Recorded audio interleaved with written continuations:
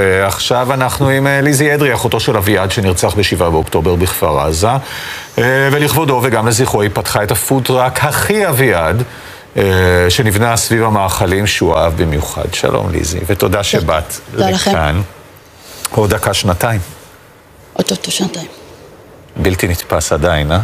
לא, עוד לא שם. עוד לא שם? כאילו זה עוד לא שוקע? כל פעם קורה משהו שמציף, אז עוד זה... הוא נרצח בדור צעיר, נכון? הוא היה גר בכפר עזה, בדור צעיר, כן. מה את יודעת מהסיפור של אותו יום, של מה שקרה לו? אנחנו היינו איתו בקשר, שהוא היה על הגג, והוא קלט את המחבלים. יש את הסרטון של יותם חיים שהוא אומר חדירה, אז רואים את אחי רץ ומודיע שהוא ראה את המחבלים.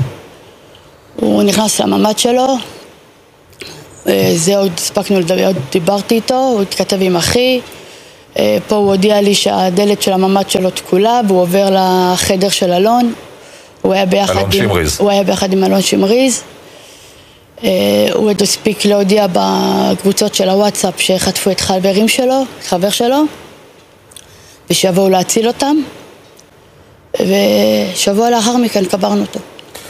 ספרי לנו עליו קצת. וואו.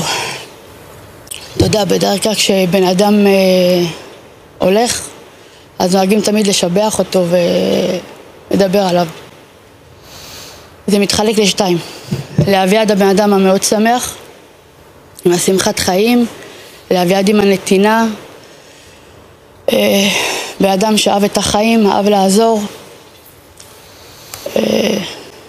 הוא היה מצחיק. אני באמת חושבת העולם הפסיד. תגידי, בכל השנים שהוא גר שם, היה לכם איזשהו חשש? אז זהו, שהוא לא גר שם שנים. הוא היה שכר שם דירה בחודש יולי. 4 חודשים קודם. וב10/10 הוא היה אמור לחזור ליחידת דיור שלו שנמצאת בניצן. הוא נשאר שם על יום הולדת של יובל סלומון, זיכרונו לברכה, והוא הבטיח שאחרי שיגמר, כאילו ביום ראשון הוא כבר חוזר ליחידת דיור שלו. וואו. הוא לא... אחרי החגים, כמו שאומרים. אחרי החגים. אז בטח ששברתם לא מעט הראש איך מנציחים ואיך זוכרים, והגעת לרעיון הזה של הפודטראק. זה, האמת, היה רעיון של אמא שלי לעשות כמו פינה של קפה כזה, שהחברים יבואו וידברו ויעשו כאילו, נזכיר אותו. ואמרתי לאמא, אם נכנסת לסיפור, אנחנו ננציח אותו בדרך חיים שהוא חי. אביעד היה מאוד אוהב אוכל, אלכוהול, לרוב אלכוהול, וככה התחיל המיזם. אבל אמרתם רק דברים שהוא אהב לאכול. חד משמעית, אין פה משהו שהוא לא אהב לאכול. מלא מה הוא אהב לאכול. לא, תקשיבי, בשניצל חלה אין חומוס, הוא לא אהב חומוס. אני רוצה את השניצל חלה, אפשר אותה בבקשה? תכף היא תהיה שלה.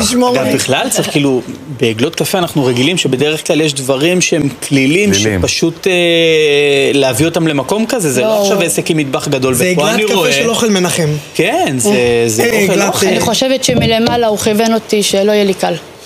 אתה עבדי קשה. איך עושים את זה?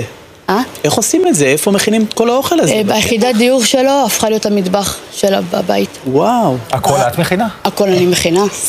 המשפחה כולם ביחד, אבל אני מכינה את האוכל. להבין שאתה בא לאכול וזה כאילו מהידיים שלה. זה לא מהידיים שלה, זה מהידיים שלה ומהלב שלו. אמא גם הייתה מכינה אוכל, אבל מ7/10 קצת פחות במטבח. עכשיו, איפה זה קורה? לאן מגיעים? מתי זה פתוח? זה נמצא ביישוב ניצן, בין אשקלון לאשדוד. זה פתוח בימי שלישי משעה 12 עד גמר המלאי, שזה יום של קוסקוס, כל מיני סוגים של קוסקוס. ימי חמישי זה הופך להיות משעה 7 בערב עד חצות. מדי פעם אנחנו מביאים אומן. יש שם קוקטיילים שהכנו מיוחדים. והעניין הוא באמת להביא את כל החברים, את כל המשפחה, את כל מי שמתגעגע, אבל גם אנשים שלא הכירו אותו. זה המטרה. לשמוע, לדבר עליו, אין פה מטרת רווח, צריך לומר. כל מה שאתם מרוויחים, מי מרוויחים, הולך להנצחה קדימה? להנצחה קדימה, הפכנו את המקום לאתר הנצחה. יש בו חדר הנצחה שעשינו לזכרות, הבאנו את הרכב שלו שהיה בכפר עזה. הכל שם הוא בעצם לזכרו.